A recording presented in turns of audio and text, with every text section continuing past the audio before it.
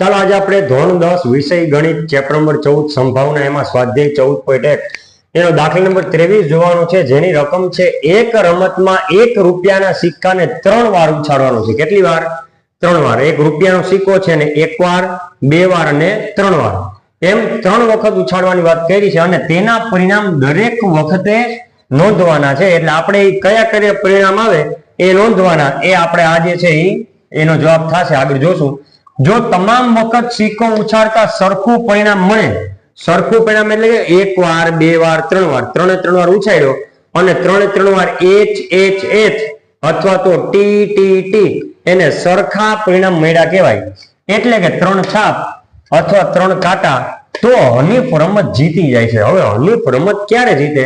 તો કે રૂપિયાનો સિક્કો 3 વાર ઉછાળે અને 3 વાર એને સરખું પરિણામ મળે, કાં તો છાપ છાપ છાપ એટલે H અને કાટ કાટ કાટ એટલે T, તો હનીફ છે ની રમત જીતી જાય, અન્યથા હારી જાય છે. એટલે કે જો સરખું ન મળે તો એ રમત હારી જાય, અન્યથા હારે છે તો હનીફ રમત હારે તેની સંભાવનાની ગણતરી કરો.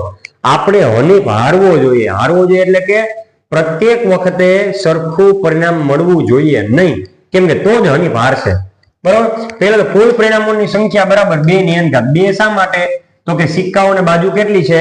2 અને n ઘાત એટલે 2 એમને n ઘાત એટલે 3 ઘાત. શા માટે n બરાબર 3 લીધા? જેથી n બરાબર 3. શા માટે? n ની જગ્યાએ કેટલા લીધા? 3. કાં તો કે એક સિક્કો છે, રૂપિયાનો સિક્કો, એને 3 વખત ઉછાળ્યો એટલે આપણે n ની જગ્યાએ 3 લેશું. હવે 2 ની 3 ઘાત એટલે ઘણા ઝડપમાં શું કરે? 2 3 6, પણ એવું નથી કરવાનું. 2 ની 3 ઘાત એટલે 2 નો તેની જ સાથે 3 વખત પુનરાવર્તિત ગુણાકાર એટલે 2 ગુણ્યા 2 ગુણ્યા 2, તો 2 2 4 4 2 8 એટલે કુલ પરિણામોની સંખ્યા કેટલી? 8. એટલે આપણે એ તો નક્કી થઈ ગયું કે કોઈ પણ પ્રકારની સંભાવના મેળવવાનું કહેશે, આપણે છેદમાં 8 લેશું.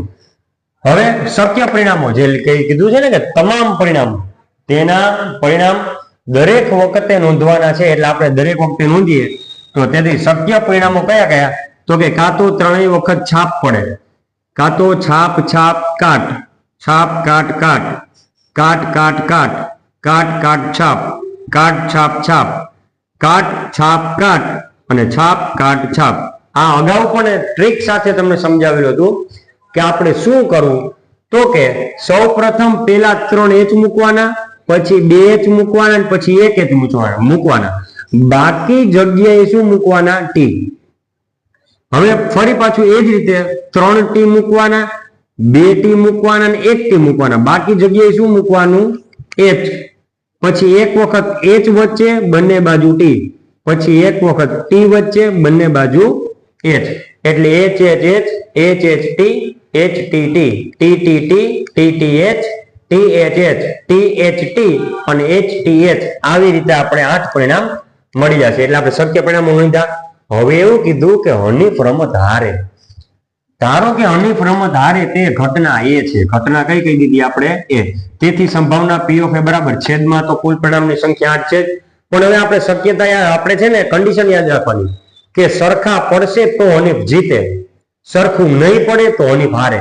એટલે હનીફ ક્યારે ક્યારે હારે ખબર? જો અહીંયા 3 સરખું નથી, અહીંયા 3 સરખું નથી, અહીંયા 3 સરખા નથી, અહીંયા 3 પરિણામ સરખા નથી, અહીંયા 3 પરિણામ સરખા નથી, અહીંયા 3 પરિણામ સરખા નથી. એટલે કે આ 6 એવું મળ્યું મને, 1 2 3 4 5 6, કે જેમાં પરિણામો સરખે સરખા મળ્યા નહીં, અલગ અલગ મળે છે. તો અંશમાં કેટલા મૂકવાના? 6. કેમ કે આ કન્ડિશન જે છે ને એમાં હનીફ હારશે.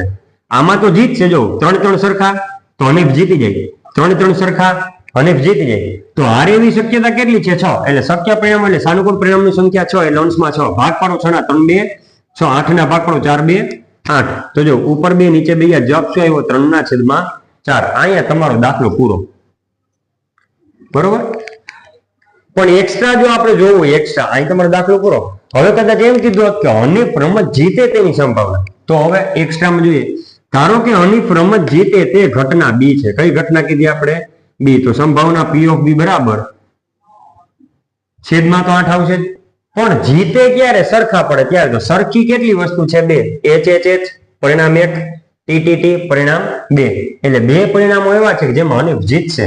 એટલે અંશમાં સાનુકૂળ પરિણામ શક્ય પરિણામની સંખ્યા 2, એ અંશમાં આવશે 2.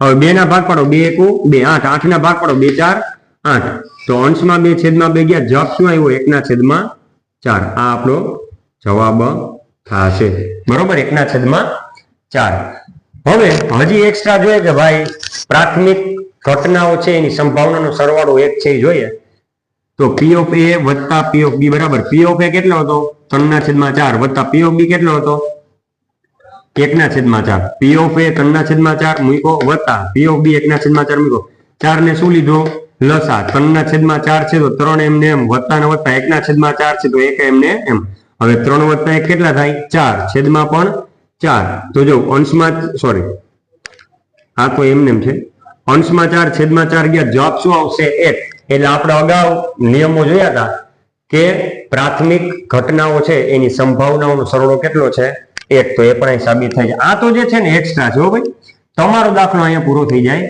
છે એક્સ્ટ્રા તરીકે જો કદાચ આ રીતે અન્ય પૂછાય તો તમે લખી શકો તો સ્વાધ્યાય 14.1 એનો દાખલા નંબર 23 આપણે પૂરો કરીએ છીએ